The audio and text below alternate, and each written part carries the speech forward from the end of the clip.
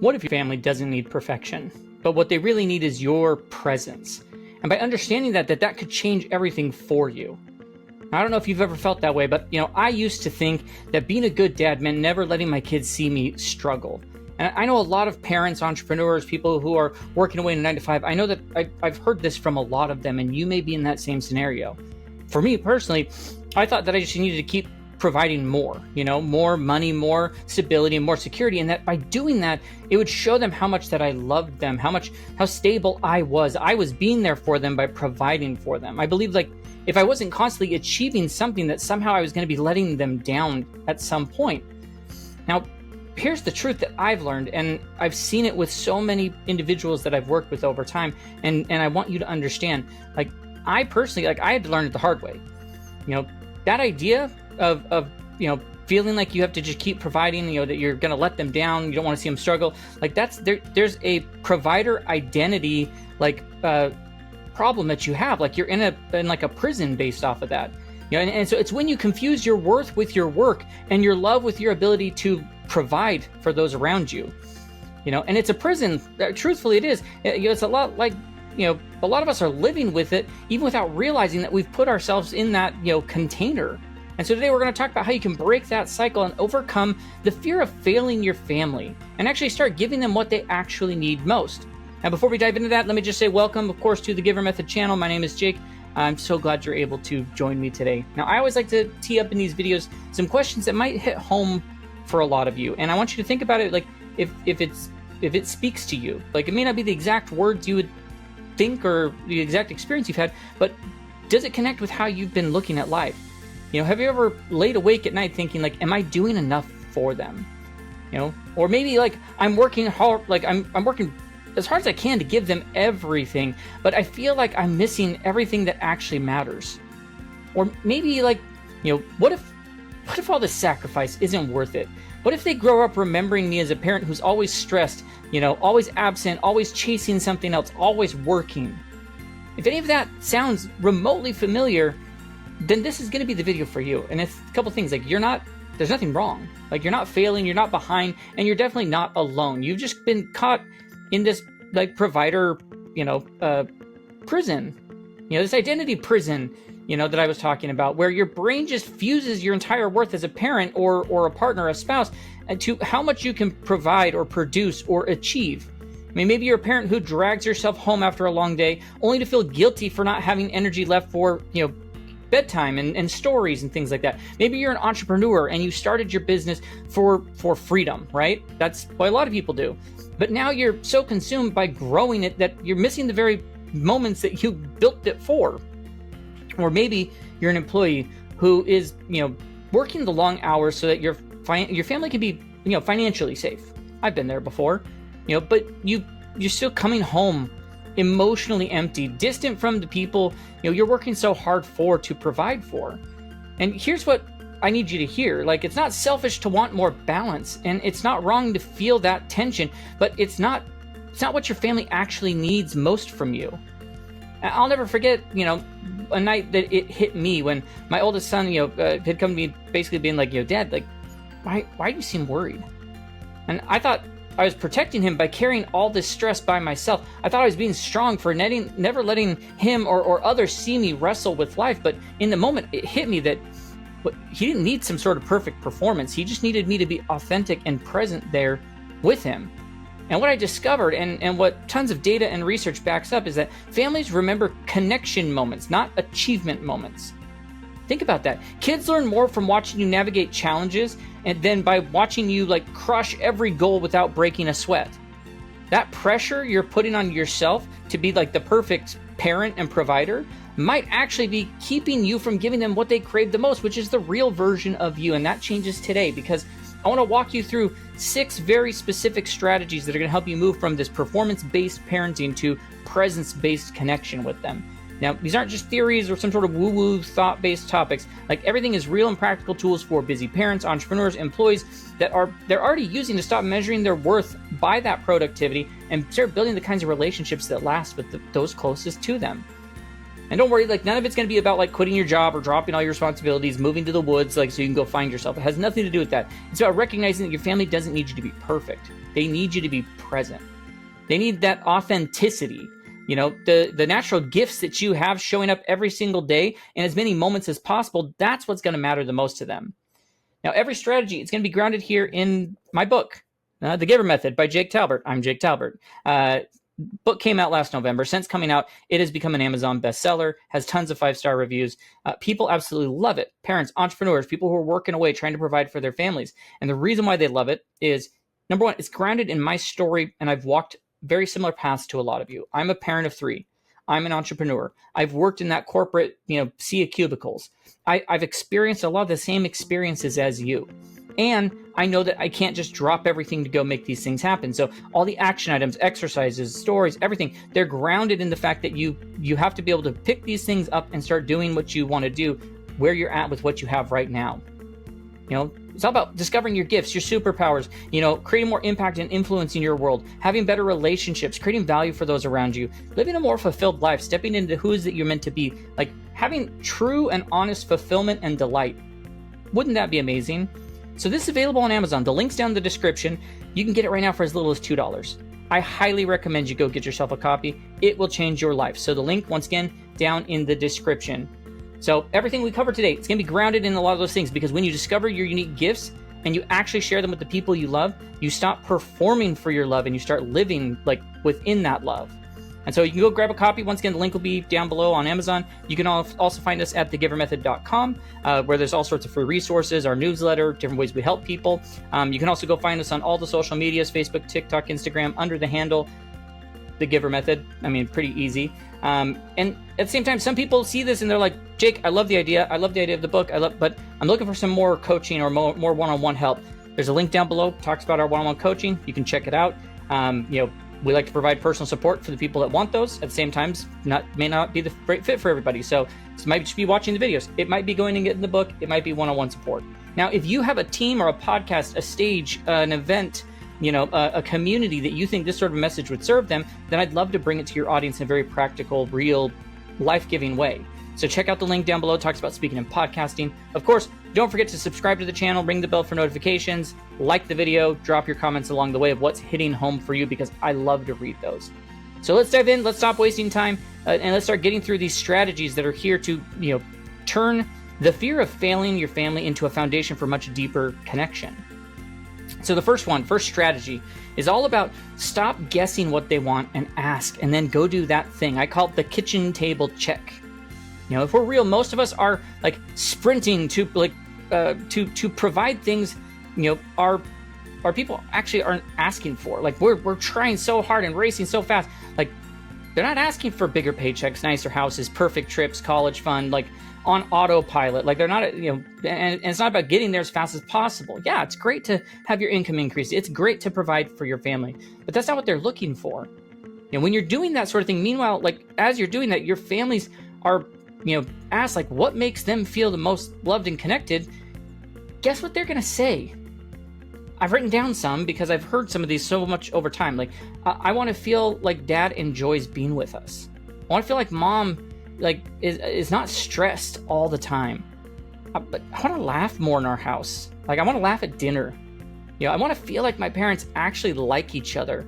Like, those things, when I hear them, like, I get cold chills thinking of children saying those things. And like I said, I've heard it from so many parents who have said that these are the types of things that their kids are saying.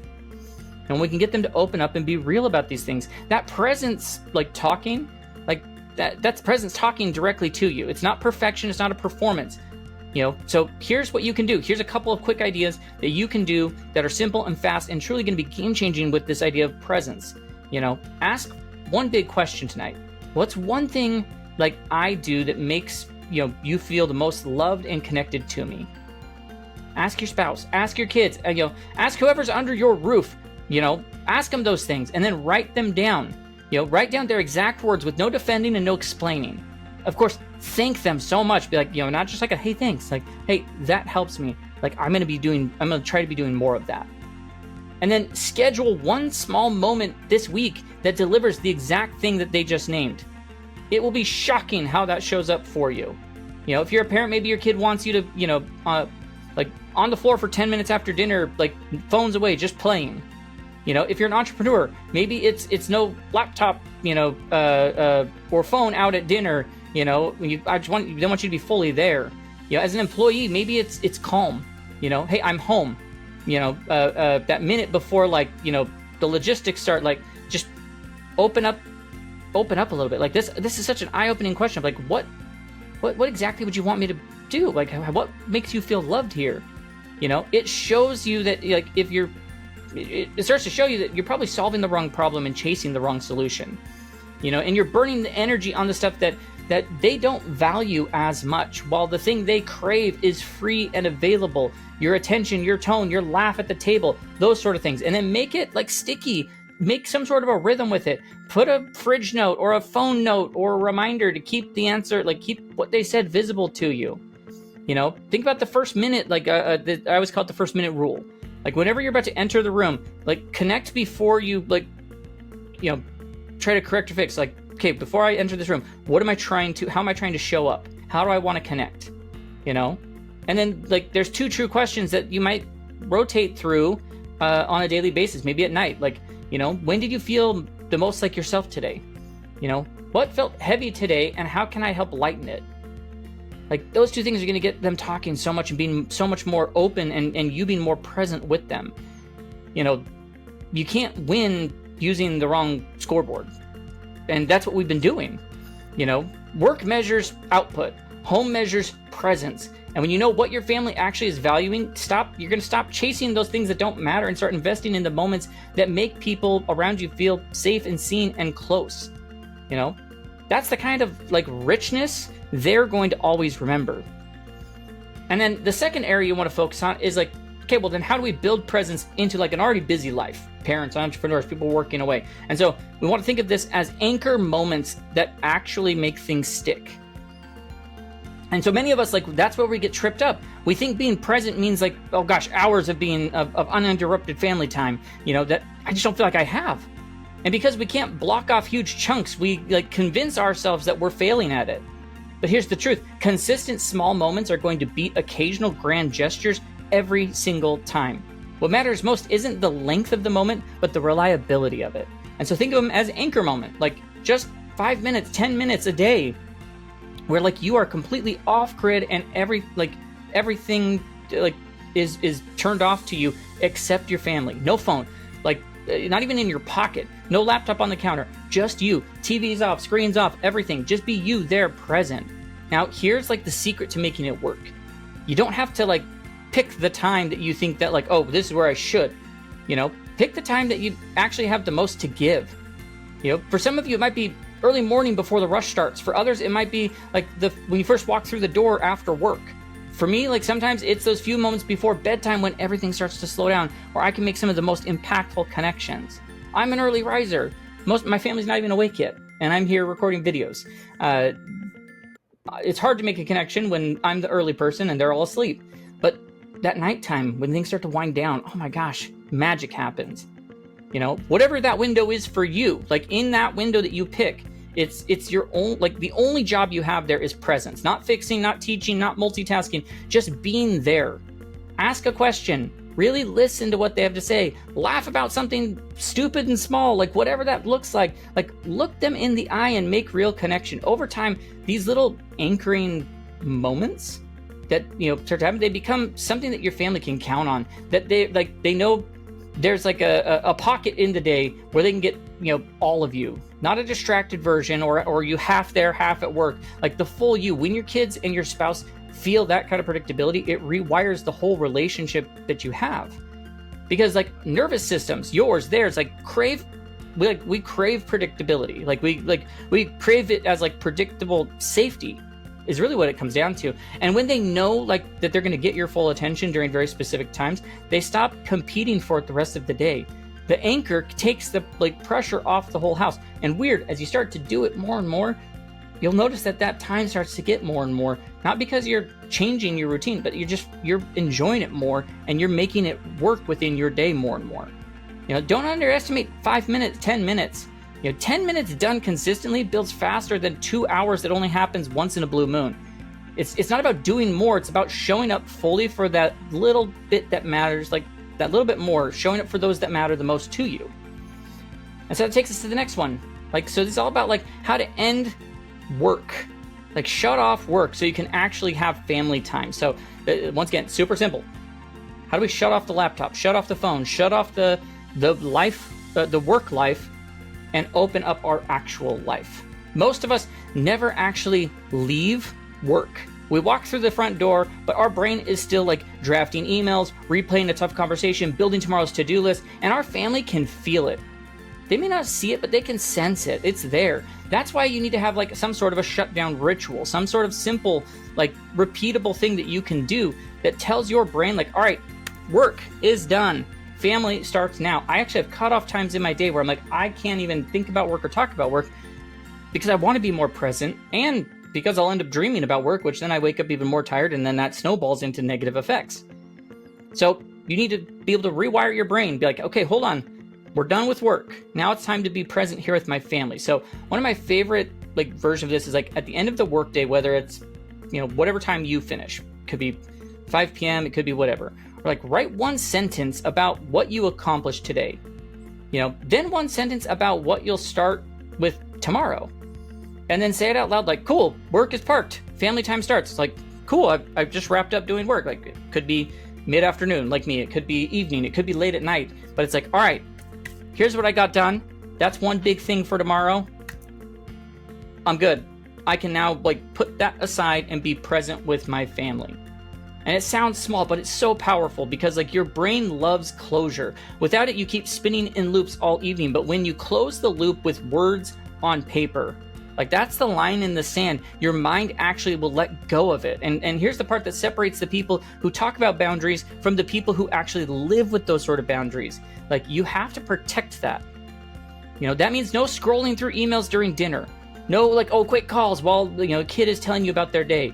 No half listening to your spouse or your partner while you're mentally like polishing a presentation of that you're going to be doing tomorrow. And look, like work will try to sneak back in so many ways. It always does. But you can train yourself to respond with one simple like, all right, work belongs in work time. We're done. Right now is family time. You know, and you don't have to be harsh about it. You just have to be clear with your own system telling yourself that. Reset it. You know, because your family can tell when you're half there and half not there. Half presence actually, it hurts a lot of times more than absence. It sends a message that work is winning or work is more important. But when you create that clear line between the two, you give your family something even more valuable than more hours. You give them the gift of like your whole attention. You know, and here's the kicker. Like when you learn to fully like shut down, not only does your family get the best of you, but your work does too, because tomorrow you'll show up clearer, sharper, happier, and actually recharged. Now that leads us into the fourth area. Okay, which is like teaching your family through real life struggles, not through these perfect performances. So think of it like they've got the power of imperfection. And this is so true in business as it is in your personal life. I wish entrepreneurs could really grasp this concept so much. Like it's something that so many people miss. And it's like I said, we're going to focus on it from the family perspective for today. Your family, especially your kids, learn more from watching how you handle the messy stuff than watching like you nail the wins every single time. Like my son and I went to fix the lawnmower a few weeks back. It wasn't working when I'm taking it apart, and he's out there talking to me as I'm doing it. And we had great connection points. He learned a lot about how the engine on the lawnmower would work and different things like that. But we got to be there in the moment. It took multiple nights working on it for me to eventually go, I can't do this, and I'm going to go, find somebody who could help me do this. But we learned, we walked through it. Like he saw me go through the struggles of trying to figure out this, then figure out that, go back to the drawing board, go watch some videos. Like there's so much that gets picked up, not only from like the skill of learning about an engine, but from like let's go figure things out. Let's go solve the hard problems and do hard things. So that's where like you want to use this, like this imperfect practice needs to be put into place for you. It's one simple thing. Like it's so simple. Like think of it like this, like once a week, share one real struggle that you're working through and how you're dealing with it. Not like in a heavy way, like you're trying to unload stress on your children, but like in a real healthy way that shows like what growth looks like in action. You know, it might sound like this, like, hey, work's been really stressful and overwhelming lately. You know, so I started taking 3 like deep breaths in the car before I come inside. You know, it helps me kind of reset so I can be more present with you guys. Think about how your kids can process that information, or think of it this way, like, you know, man, I made a mistake at work. Like this week I made a mistake. You know, but I owned it. I talked it out with my boss, talked it out with my client, whatever. Like, and together we found a solution. And that's how we grow when things don't go our way. We take responsibility and we move forward. Like, we show them there was a struggle, and then we learn from it and we grew. And the magic is when your family sees you owning that imperfection and handling it with resilience, they get permission to be human too, and not try to be this picture perfect version that they're trying to live up to. You know, they learn that struggle isn't something to hide from, it's something to navigate and to learn from.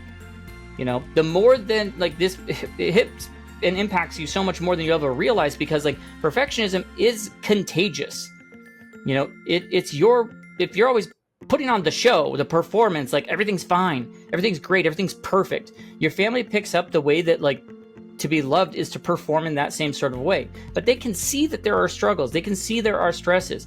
When you show them real growth, like how you bounce back, how you stay honest, how you keep learning, like they discover that worth isn't tied to that flawless performance. It's rooted in courage and character and showing up authentically. The goal was never perfect parent or perfect partner, spouse, or provider. The goal was to be just the real one who shows up and shows the family how to like navigate life with grace and grit and like a bit of humor along the way. Like, laugh at your mistakes. You know, we can learn from all of them no matter what they were. That takes us into the next one, which is like, how do we use our natural strengths to connect, not just provide for those around us? So how do we bring our gifts, our superpowers home? Game changer here for you. Like, the greatest things that you bring to your family aren't paychecks or the schedules or the perfectly planned vacations. Like, those are great and they're fun. I love great vacations, you know? But what it is, it's actually the gifts that you already carry, the strengths that come to you so naturally. Like, you might not even realize how powerful they are. If you think about it, maybe your gift of problem solving at work, like you manage the projects, you keep things on track. Like, but at home, that same skill could help your kids navigate their homework if they could, you know, get impacted by it or learn it themselves. You know, help them navigate messy stuff like friendship drama, relationships. Maybe you have a gift of humor, you know, and you've been saving up good jokes for the coworkers. Well, flip the script. Imagine like dinner becoming a place where laughter becomes your family's favorite soundtrack.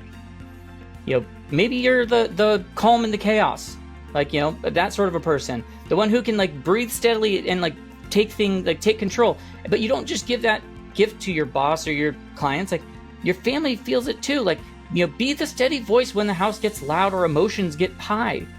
Maybe you're the really good encourager, you know, the one who can see potential in others, you know, and call it out. Instead of only motivating your team, imagine like being the voice for your spouse, your kids to hear, cheering them on to try something new or to stumble and learn along the way. Here's the clue for finding your gifts. Pay attention to what people thank you the most for, what feels easy to lose track of time of, what leaves you energized instead of drained. Those are your work skills. You know, they're not just work skills. Sorry, they're the skills that are natural to you. Like, those are family gifts waiting to be brought into the space that matters the most. Like, if you really want to dive deep into uncovering your gifts, that's where my book, The GIVER Method, can come in. The G in GIVER stands for your gifts, which is something that can be developed to be a superpower. You know, it's so important. You know, it changes things for you. Like, when you start weaving your natural gifts into your family life, home will stop feeling like another exhausting job and instead becomes a place where your strengths breathe the life back into the family. Your family gets the best version of you, you know, and that is alive and playful, encouraging and calm, not just the leftovers after a long day. You know, you teach them that they can show up in that same sort of way to their families. And that takes us to the sixth and final area, which is all about shaping family stories around like who you are, not what you achieve. So this is like a legacy shift. And it's one that changes everything long term. Most of us accidentally build our family identity around achievements like grades, trophies, promotions, wins, you know, but the thing is, achievements fade. What lasts is the story your family tells about who you are and how you showed up. That's this legacy shift, and what it's all about is moving from achievement-focused to character and connection-focused stories and successes. You know, it looks like celebrating effort over outcome, you know, courage over perfection, learning from mistakes instead of pretending they didn't happen, authentic expression of like that, like impressive performance. Like if it really was impressive, let's say that, let's call it out. It changes, it changes the questions we even ask our kids. Like even thinking at the dinner table, like, instead of like hey, how'd you do on the test? It's like, hey, what surprised you today? Did you win? Like, don't ask that. Ask like, hey, what are you the most proud of about how you played? Let's talk about the work that went into it. Let's talk about the hard, steps that took to get there. Yeah, the win's great, but let's really uncover and celebrate the journey that got us there. It changes the stories you tell. Instead of retelling the wins, we start capturing the moments of growth and connection. Hey, remember how we figured that out together? Hey, remember how we supported each other during that like rough season? Hey, remember how hard we laughed that night? The stories your family tells about themselves eventually becomes their own identity. If it's about achievements, your family learns worth is about performance. But if the story's about like courage, connection, or showing up for each other, like they learn that worth is from the character and the love that's happening in the house. They stop living in the fear of failing your family. Like, you change your own scoreboard. Success stops being about perfect outcomes and starts being about the relationships you're building, and the values that you're living day to day. And so here's what I want you to take away from today, if nothing else. Like, your family doesn't need the perfect version of you. They need the present version of you. They don't need flawless performance. They care about the real you showing up, being a part of their world, and letting them be a part of yours.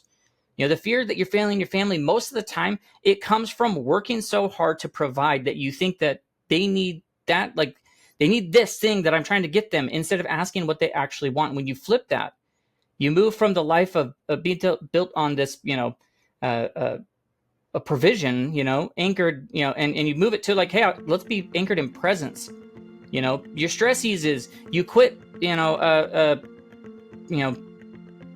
quit having guilt, that pushes you down. Connection starts to feel natural again. This is what the heart of the Giver Method's all about, is discovering your gifts that you already have and learning how to share them with the people that matter the most to you. Because when you show up as your real and authentic self, not a polished, perfect performance version, you give your family permission to do the same. And that's like when you stop performing like this, like love ritual, like you start living it.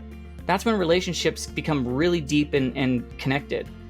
Now, if that hits home for you today, then that's where I'm going to recommend you go get a copy of the Giver Method. Like I said, the link is down in the description. Go get it on Amazon. You pause the video, go to Amazon, look up the Giver Method by Jake Talbert. It's available to you and can really hit home. It is a step-by-step guide for uncovering your gifts and building the kind of like authentic connections that we've been talking about today. Now, if you've been sitting there thinking like, I've been trying to figure this out on my own, but I need someone in my corner, I need someone to help me, someone who's walked that same path as me, then we've got a few one-on-one coaching positions that you could check out. There's a link in the description. You can check out the page. Book a call if it makes sense for us to talk more about what that looks like. Or like, let's talk about what this looks like if we're going to bring this to your community, your team, your mastermind, stage, event, podcast, whatever it may be. Like, if you have a platform where people need to hear this, like, let's connect. I'd love to like serve your audience in a way that's really practical and really uplifts them. There's a link down about speaking and podcasting. Of course, don't forget to subscribe, hit the bell for notifications so you don't miss out on the content, like the video, and drop a comment. Tell me like which one of these things hits home the most for you. Which thing are you going to go try yourself? Like, I love reading those. The bottom line is your family doesn't need you to be perfect. They need you. Give them like that simple gift and they're going to carry it with them forever. It'll change their lives. The ripple effect will be so insane you can't even imagine how much of an impact that will have. And so with that, I will just tell you to have a great rest of your day. Thank you so much for spending the time with me, and hopefully we will catch you in our next video. Have a great one.